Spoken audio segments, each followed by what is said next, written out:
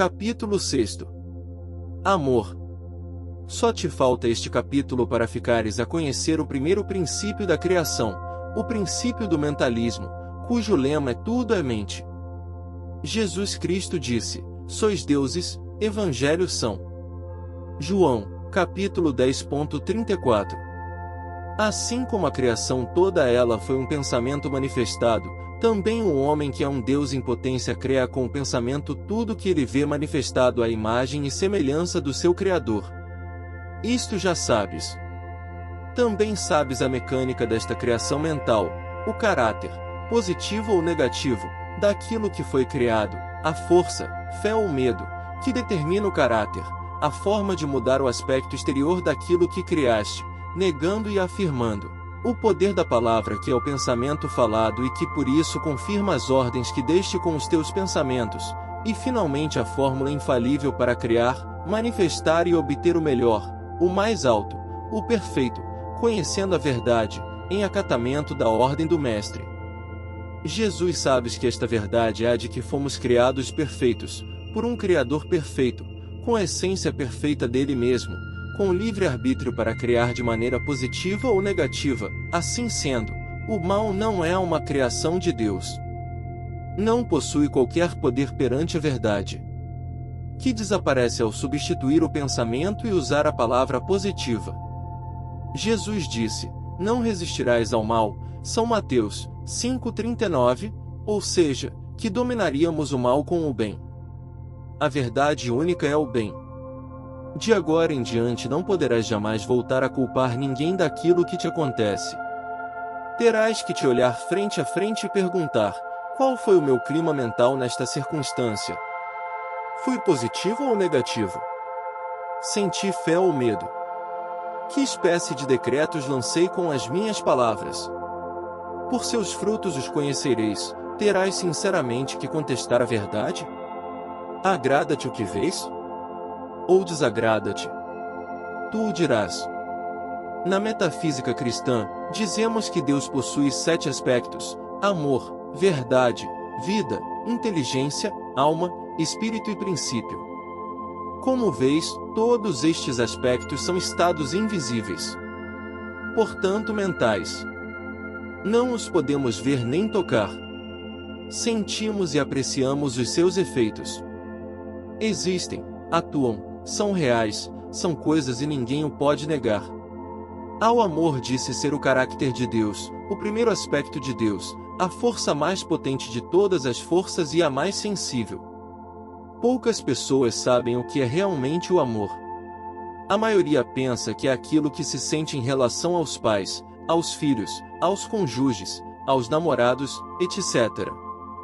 Afeto, carinho, atração, antipatia e ódio são todos diferentes graus de uma mesma coisa, sensação. O amor é muito complexo e não se pode definir com uma só palavra, porque no nosso planeta entende-se por amor a sensação, apesar de esta não ser senão a bordazinho exterior do amor. Trataremos de levar a sensação o mais perto que se possa do amor, para começar a compreendê-lo. O ponto central da escala que vai do ódio até ao sentimento que aqui chamamos amor, é a tolerância e a boa vontade. Parece uma contradição, mas quando se ama muito ou demais, faltam a tolerância e a boa vontade. Ou seja, que tanto o excessivo amor como o excessivo desamor são a negação da tolerância e da boa vontade. Jesus disse: paz aos homens de boa vontade, o qual implica que, o que passe daquele ponto não encontra paz. A paz está no centro, o perfeito equilíbrio, nem de mais nem de menos, em tudo. Todos os excessos, mesmo o excesso de bem, excesso de dinheiro, de amor, de caridade, de oração, de sacrifício, etc., desequilibram o prato da balança, possuem mais peso num dos lados e tiram a paz. Quando Gênesis diz: de todos os frutos do paraíso podeis comer, salvo o fruto da árvore da ciência do bem e do mal, refere-se precisamente a isto. O tronco da árvore simboliza o centro, o equilíbrio. Os ramos partem deste centro, desprendendo-se para todos os lados, produzindo frutos. Alguns se manifestam bons, outros maus. simbolizam os extremos, o excesso em todos os aspectos, pois Deus, que tudo criou, declarou toda a sua obra boa, lê no Gênesis, e só menciona a palavra mal quando se refere ao excesso. Um parênteses para recomendar que leias e medites o capítulo 3 de Eclesiastes, que começa assim: tudo tem o seu tempo. Bíblia. Voltemos ao amor. Aquelas mães que dizem amar tanto seus filhos que não os permitem separar-se do ninho, nem casarem-se, nem atuarem independentemente delas quando são já homens e mulheres adultos. Não. São egoístas e o que sentem é desejo de poder.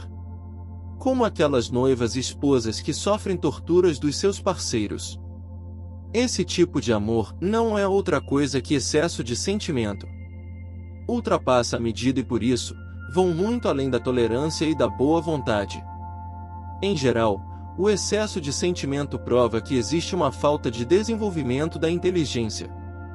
Isto, sem dúvida, causará indignação naquelas pessoas que se gabam de serem muito sentimentais. Ninguém gosta que outro descubra a sua falta de inteligência, mas podem comprová-lo.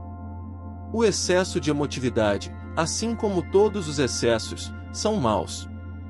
É uma prova de que falta o contrapeso. O excesso de calor, por exemplo, equilibra-se com igual quantidade de frio para o tornar suportável ou agradável. A inteligência é fria. A emoção é cálida. Uma grande capacidade emotiva é uma qualidade magnífica e muito desejável, sempre que esteja equilibrada com a mesma capacidade intelectual. Isto é o que produz os grandes artistas. Mas o artista tem a sua arte onde focar toda a sua potência emotiva.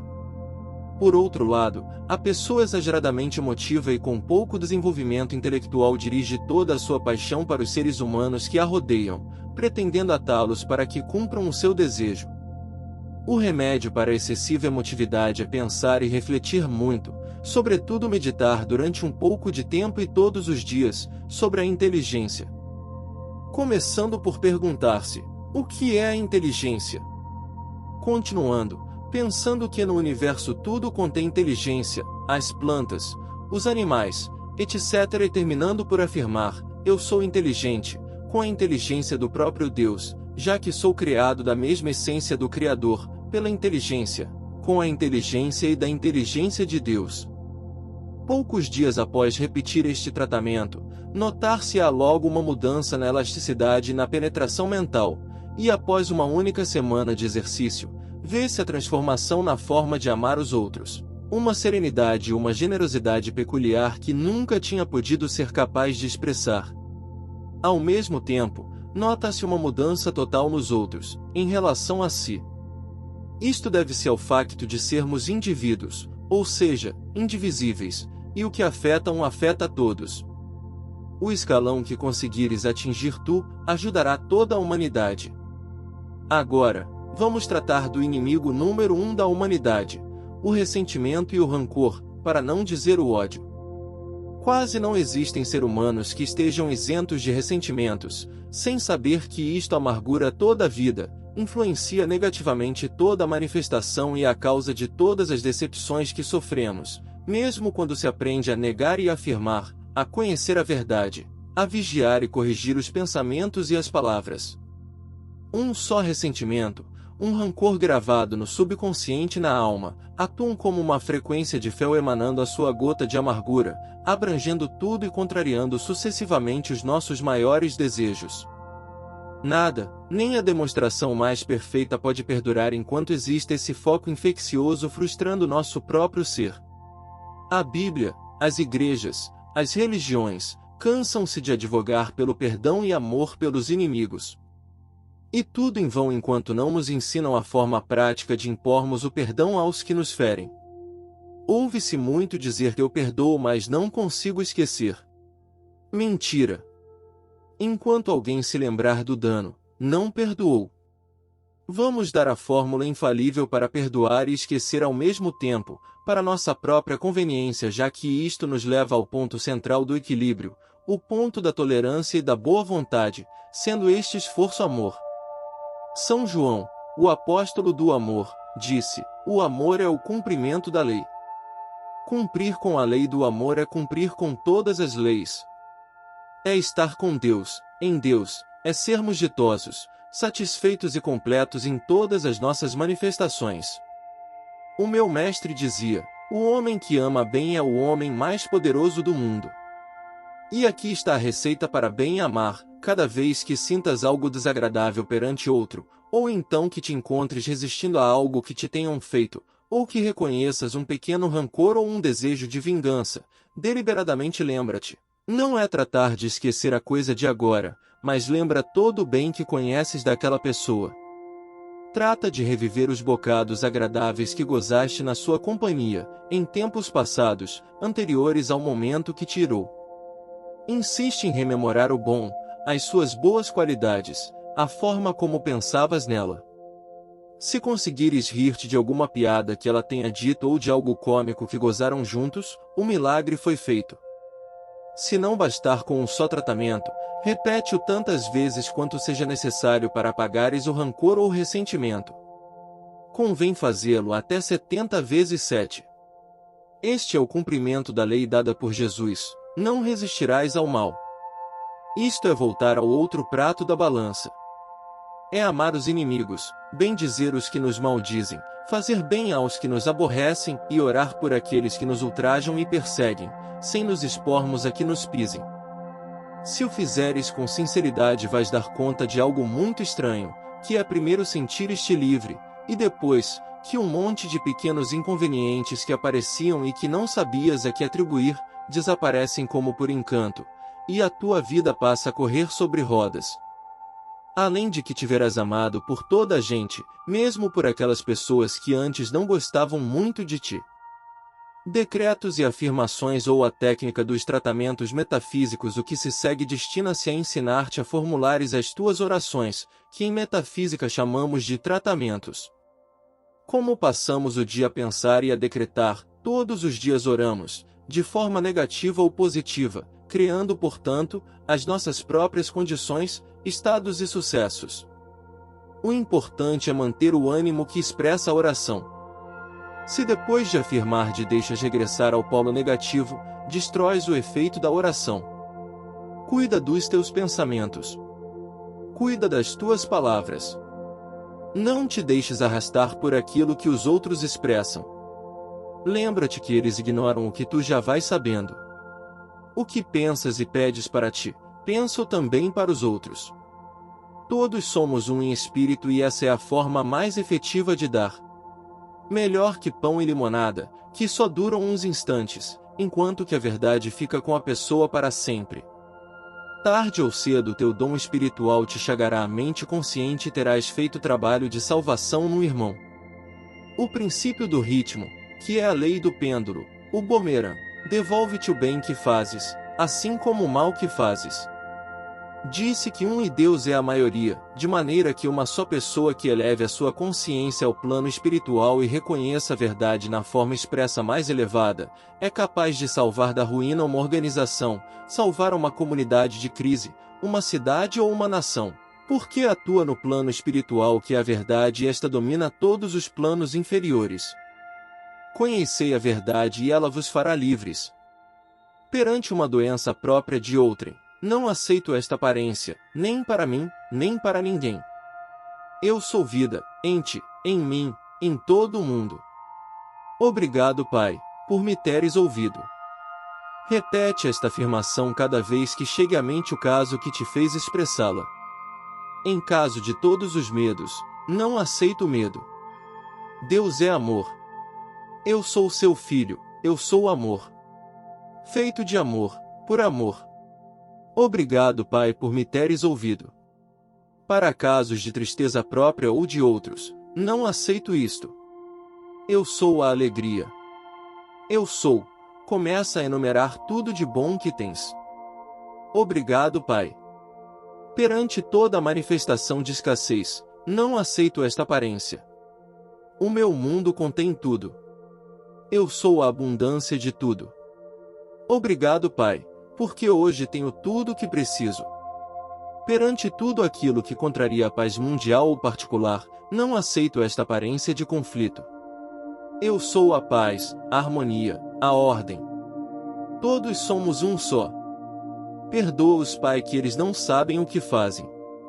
Eu perdoo-os e perdoo-me. Obrigado, Pai, que me ouviste e sempre me ouves. Metafísica dos 10 Mandamentos. Inserimos aqui somente 2, o 5º e o 6º, entre as leis chamadas de Deus, que vais estudar enquanto tiveres vontade de aprendê-las. Há uma que se chama Lei da Correspondência. Não tem nada que ver com cartas nem com correio. Correspondência significa, neste caso, o que corresponde a outra coisa, ou seja, igual a, e também, o que é o mesmo. Faço-me entender? Esta lei ordena que as condições de cada plano, ou cada estado de consciência, se encontram repetidas em todos os planos, em todas as partes. Por exemplo, estamos sempre desejando saber como são as características do, digamos, além. Esse além refere-se sempre ao plano superior da Terra, ou ao plano inferior da Terra. O lema desta lei é: como é em cima é embaixo, e como é embaixo é em cima. Quer dizer, que assim como na Terra temos governos, escolas, professores, problemas e formas de solucioná-los, mãos, pés, ouvidos, olhos, sons, tempo, espaço, flores e frutas, enfim, já sabes o que se quer dizer com isto. Em cada plano, em todos os planos há o correspondente a isto tudo, apesar desses outros planos serem invisíveis para os nossos olhos terrenos. A única diferença consiste em que à medida que se ascende de plano, as mesmas condições se tornam menos densas, mais amplas, digamos mais puras, mais bonitas, mais interessantes, mas mais complicadas, porque em cada plano superior há mais uma dimensão do que no anterior. Isto não significa que nos será difícil viver num novo plano depois de abandonarmos o anterior. Não. Pela simples razão que não é mais difícil para uma criança andar sozinho, depois de aprender a andar. O 5º mandamento na Terra diz-nos: não matarás. Ensina-nos que não devemos matar. Não se deve. É mal. Mas, por que é que é mal? Na verdade, ninguém te diz. Simplesmente não deves matar. Vamos para um plano superior. Aí existe a mesma lei, só que ela diz-te: não matarás por mais que o tentes. Não somente não o conseguirás, como também a arma não encontra nada para matar, e é devolvido ao lugar de onde saiu. Tu lançaste-o, fere-te ou corta-te a ti. Ora, isto tu não gostas nem te convém. Não voltarás a tentá-lo. Aprendeste a não matar. Agora vamos estudar o 6º mandamento: não roubarás. Segue o mesmo princípio. Na Terra ensinam-nos que não se deve roubar. É mal.